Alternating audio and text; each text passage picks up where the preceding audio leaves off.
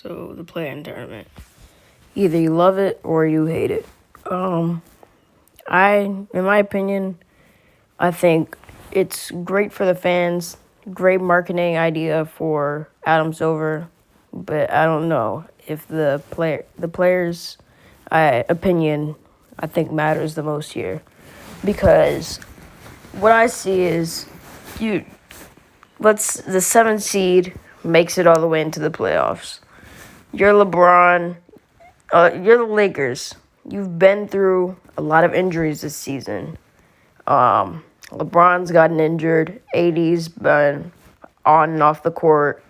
Montrezl Harrell, Dennis Schroeder, Andre Drummond is a new signing. They have a lot to figure out.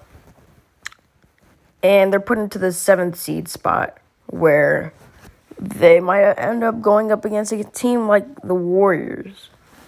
I feel like that's very unrewarding for a 7th seed, especially if you've been through as much as the Lakers have. Not just using Lakers, but any 7th seed, the Celtics, they've been through many injuries. Jaylen Brown is injured right now, as I mentioned in my last video. Jason Tatum has been on and off. Kemba Walker never can stay healthy on the court for them. Marcus Smart has been on and off this season with injuries. A lot of people have been out with safety protocols. It's just a lot, and I feel like having to lose all your progress from a 72-game season over one game, or I guess 2 games, still, you could have Steph Curry or Bradley Beal or Russell Westbrook just go off, and then boom, your 72-game season means absolutely nothing. And also, even if you do make it out of the play-in tournament, I feel like it's still extra work leading into the playoffs. I feel like teams like the Lakers need time to recover and figure things out instead of being thrown into this play-in tournament that's basically just a wild card. They don't know what's going to happen. And I feel like it's just a lot, especially going into the playoffs. You usually have a bit of time of rest and stuff. But now you're just going into a play-in tournament and then right after going into the playoffs. Now, on the other hand, I can see why this is great for the fans because, this late in the season, you'd never be talking about the 10 through 12 seed, not even the 9th seed or 8th seed, because, they'd be out for sure. It wouldn't even be a question because there's 3 games left.